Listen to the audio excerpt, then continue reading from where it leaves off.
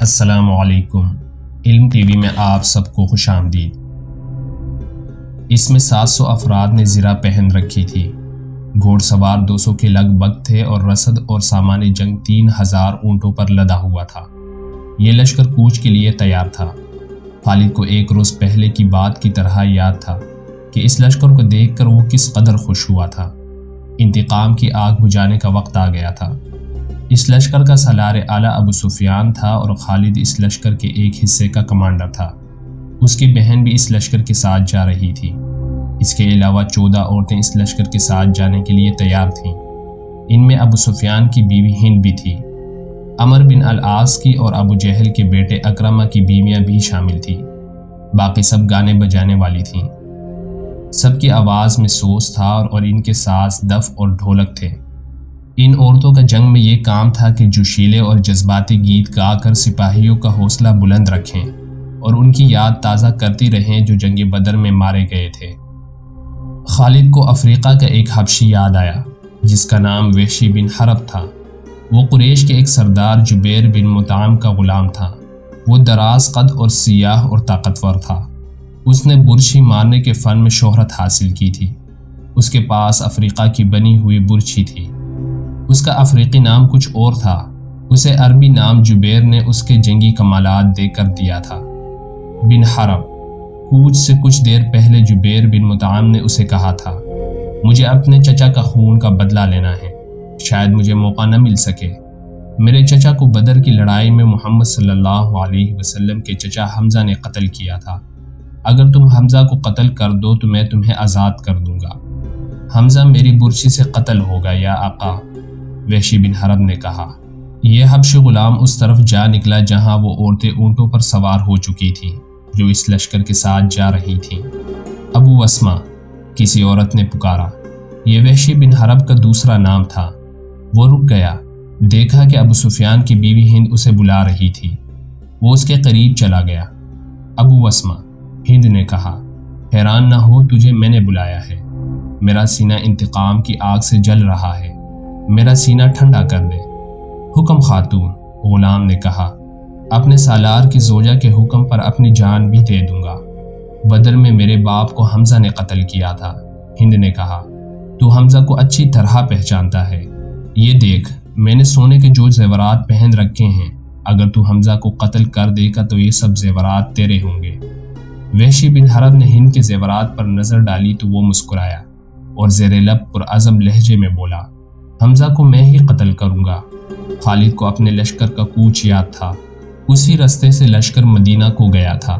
اس نے ایک بلند جگہ کھڑے ہو کر لشکر کو دیکھا تھا۔ اس کا سینہ فخر سے پھیل گیا تھا۔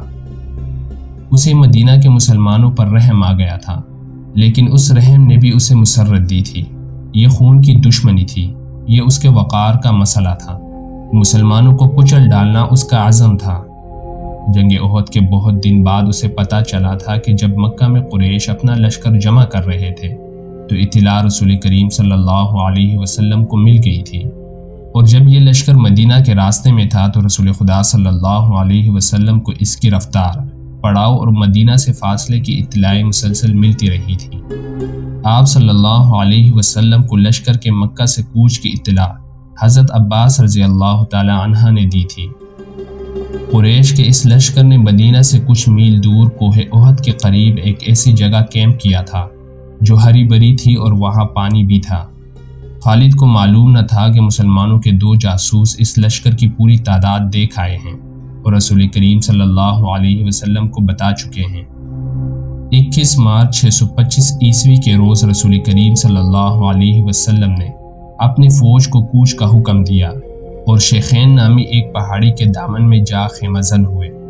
آپ صلی اللہ علیہ وسلم کے ساتھ 1000 پیادہ مجاہدین تھے، جن میں 100 نے سروں پر زرہ پہن رکھی تھی۔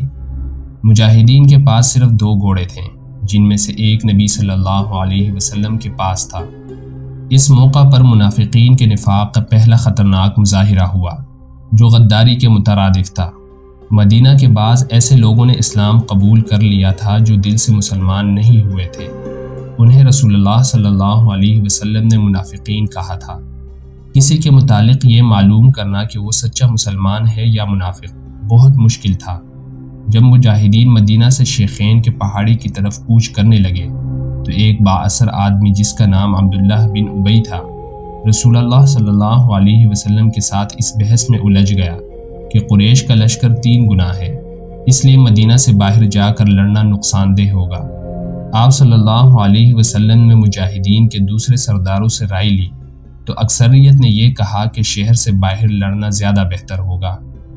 آپ صلی اللہ علیہ وسلم عبداللہ بن ابی کے ہی ہم خیال تھے، لیکن آپ صلی اللہ علیہ وسلم نے اکثریت کا ہی فیصلہ منظور فرمایا اور کوچ کا حکم دے دیا۔ عبداللہ بن ابی نے شہر سے باہر جانے سے انکار کر دیا۔ اس کے پیچھے ہٹنے کی دیر تھی کہ لشکر میں سے 300 آدمی پیچھے ہٹ گئے۔ تب پتہ چلا کہ یہ سب منافقین تھے اور عبداللہ ان کا سردار ہے۔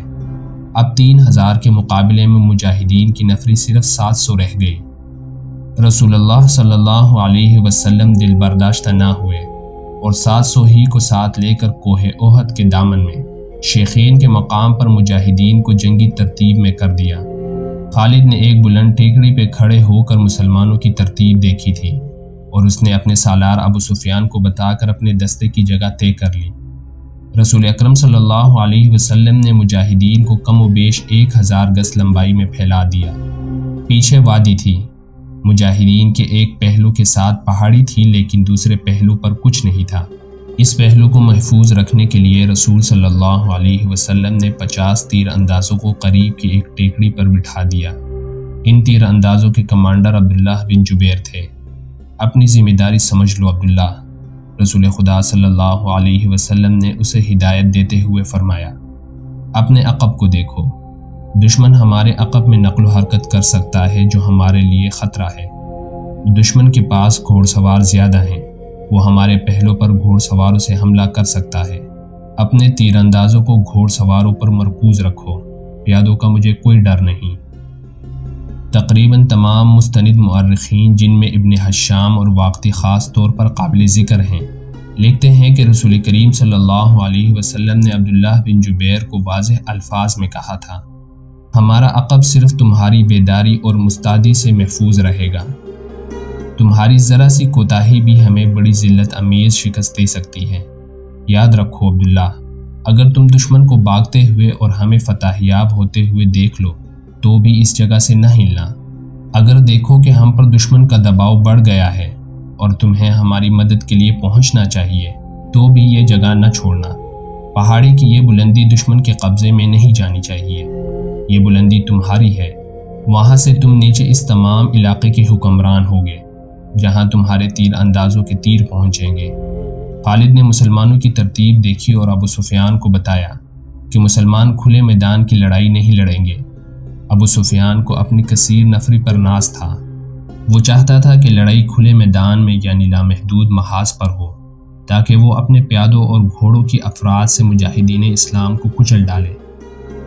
خالد کو اپنے باپ نے جنگی چالوں کی تربیت بچپن سے دینی شروع کر دی تھی۔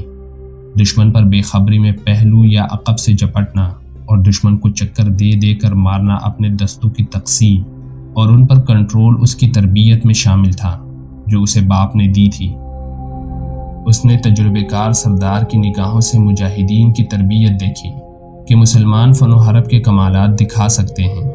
ابو سفیان اپنی فوج کو مسلمانوں کے بالمقابل لے گیا۔ اس نے گھوڑ سواروں کو مسلمانوں کے پہلو پر حملہ کرنے کے لیے بھیجا۔ ایک پہلو پر خالد اور دوسرے پر اکرمہ تھا۔ دونوں کے ساتھ 100 گھوڑ سوار تھے۔ تمام گھوڑ سواروں کا کمانڈر عمر بن العاص تھا۔ پیادوں کے آگے ابو سفیان نے 100 تیر انداز رکھے۔ قریش کا پرچم طلحہ بن ابو طلحہ نے اٹھا رکھا تھا۔ اس زمانے کی جنگوں میں پرچم کو دل جیسی اہمیت حاصل تھی۔ پرچم کے گرنے سے فوج کا حوصلہ ٹوٹ جاتا اور بھگدڑ مچ جاتی تھی۔ قریش نے جنگ کی ابتدا اس طرح کی کہ ان کی صفوں سے ایک شخص ابو عامر فاسق آگے ہو کر مجاہدین کے قریب چلا گیا۔ اس کے پیچھے قریش کے غلاموں کی کچھ تعداد بھی تھی۔ ابو عامر مدینے کا رہنے والا تھا، وہ قبیلہ اوس کا سردار تھا۔ جب رسول کریم صلی اللہ علیہ وسلم مکہ سے ہجرت کر کے مدینہ گئے تو ابو عامر نے قسم کھا لی تھی کہ وہ آپ صلی اللہ علیہ وسلم کو اور تمام مسلمانوں کو مدینہ سے نکال کر دم لے گا۔ اس پر ایک بڑی ہی حسین یہودن کا اور یہودیوں کا مال و دولت کا تسلم طاری تھا۔ یہودیوں کی اسلام دشمن کاروائیاں زمین دوز ہوتی تھیں۔ بظاہر انہوں نے مسلمانوں کے ساتھ دوستی اور فرمانبرداری کا معاہدہ کر رکھا تھا۔ ابو عامر انہی کے ہاتھ میں کٹ پتلی بنا ہوا تھا، لیکن ان یہودیوں نے اسے قریش کا دوست بنا رکھا تھا۔ اب مجاہدین قریش کے خلاف لڑنے کے لیے مدینہ سے نکلے تو ابو عامر قریش کے پاس چلا گیا تھا۔ اس کے قبیلے اوس کے بہت سے آدمی رسول کریم صلی اللہ علیہ وسلم کے دست مبارک پر اسلام قبول کر چکے تھے اور وہ قریش کے مقابلے میں صف آرا تھے۔ ابو عامر آگے چلا گیا اور مجاہدین سے بلند آواز سے مخاطب ہوا۔ رسول کریم صلی اللہ علیہ وسلم نے اسے فاسق کا خطاب دیا تھا۔ قبیلہ اوس کے غیرت مند بہادروں، ابو عامر فاسق نے کہا، تم یقیناً مجھے پہچانتے ہو، میں کون ہوں؟ میری بات غور سے سن لو۔ وہ اپنی للکار پوری نہ کر پایا تھا کہ مجاہدین اسلام کے صف سے قبیلہ اوس کے ایک مجاہد کی آواز گرجی، او فاسق بدکار، ہم تیرے نام پر تھوک چکے ہیں۔